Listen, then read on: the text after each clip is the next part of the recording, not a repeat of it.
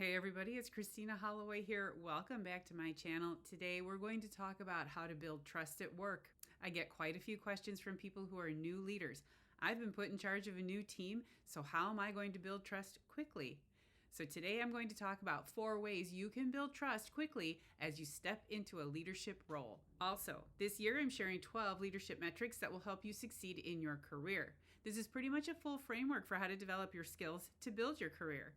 This month, we're talking about building trust and relationships. You can catch up on all of the videos in the playlist on my YouTube channel. Everything is linked below in the description. Make sure to check it out. Real quick, if you enjoyed this content and want to learn more about how to make power moves in your career, make sure to follow my channel and hit the notification bell so you never miss a video from me.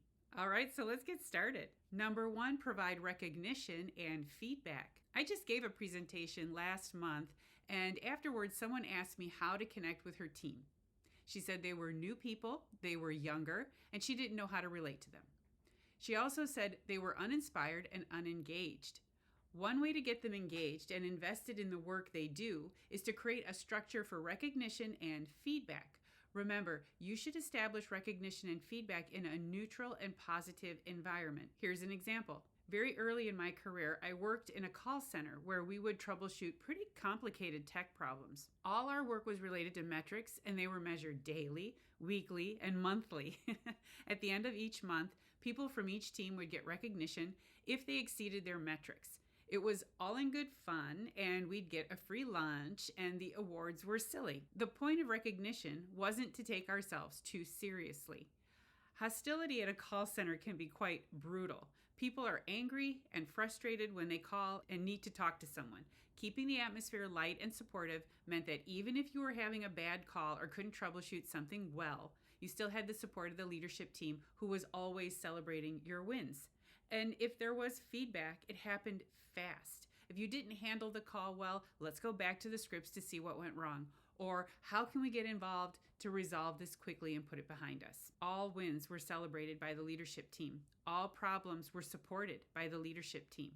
To establish trust quickly, you need to illustrate that you're there to be supportive in the good times and in the bad. If you're struggling to build a connection with your team or new team members, make sure to consider building a culture for the team that recognizes achievement but also supports constructive feedback.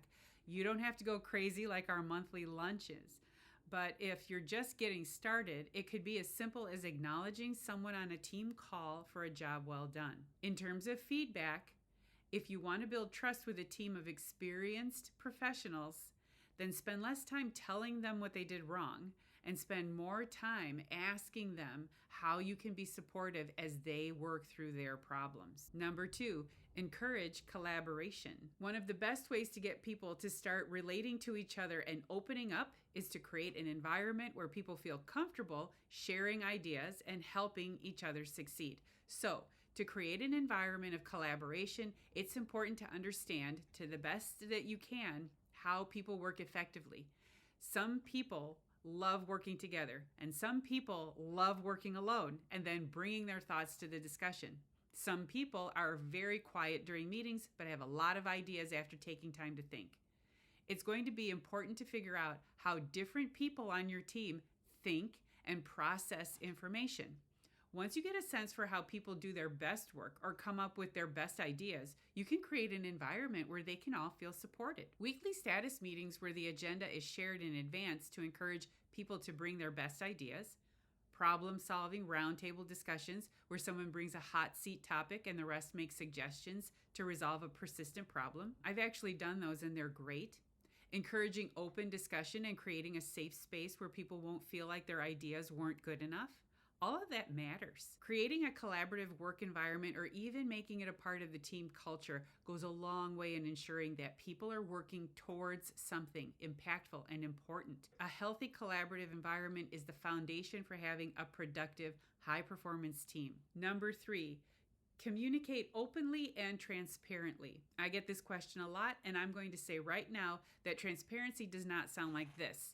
I'm going to be totally transparent with you. Your presentation didn't go over well, and some people on the leadership team looked disappointed. That's passive-aggressive and gaslighting. Don't use the word transparency to give crappy feedback or share your self-important opinion. Transparency really has to do with making sure the team knows and understands the parameters by which leadership is going to make decisions. It sounds more like this. I'm going to be totally transparent with you. The leadership team is meeting next week to determine next steps because the project isn't progressing like they thought it was. That's transparency. And when people ask me about it, this is the context. How can I be transparent with the team members when leadership isn't giving me information? If that's the case, that things are unstable higher up and people on the team are feeling unsure of the direction of their work or even the value of their work, then you'll need to create a sense of calm while you struggle with the lack of information. For that, you want to create an environment where they can express their frustrations and concerns and that they know you'll take it seriously. For one client who was going through this, we came up with a way for her to collect questions from her team so that she could present them at the next leadership meeting. You can have an all-hands-on-deck meeting where the only purpose is to express frustration and ask questions, but make sure you explain the context. As a team manager or the project lead, your role is really about allowing for a place where people can feel comfortable expressing their concerns, while also believing that you'll be honest with them about changes and redirection. Asking people to trust you requires vulnerability. If you take advantage of that and you don't create a safe environment for open expression, you will lose trust almost immediately. Number 4, be reliable and dependable. This goes back to asking yourself what you value most in having someone as your boss, and then turning around and being that person to the team that's working with you. Consistency is key here.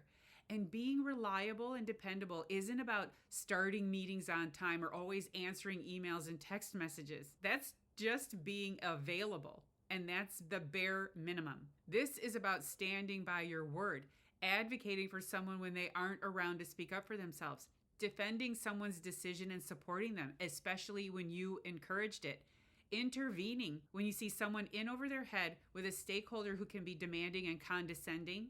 Make sure that you represent the team when things go south and you don't leave them hanging. Be supportive when you've asked someone to stretch beyond their comfort zone and making sure they succeed.